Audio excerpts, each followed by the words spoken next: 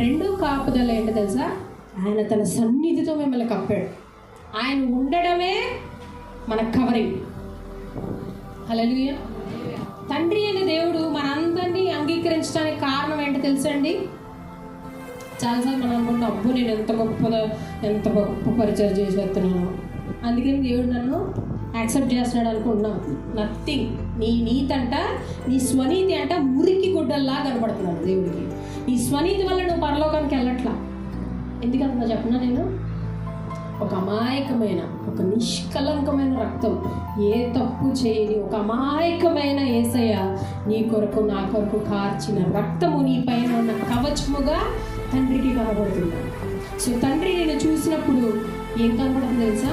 నీ రోత మురికి బతుకు కనపట్లేదు, కానీ నీ పైన ఒక అమాయకమైన రక్తము కనబడుతుంది. సో ఆ రక్తము మనకి కవచముగా ఉంది. హిస్ ప్రెజెన్స్, ఆయన రక్తము. మూడోది ఆయన బలమైన చెయ్యి మనకి కప్పి ఉంది. We are covered under the blood of Jesus. యేసయ్య రక్తం కింద మనము వీఆర్ కవర్డ్. ఆయన రక్తము కనుక నీకు కంచగా లేకపోతే ఎంత దౌర్భాగ్యమైన పరిస్థితి ఉంటుంది తెలుసండి.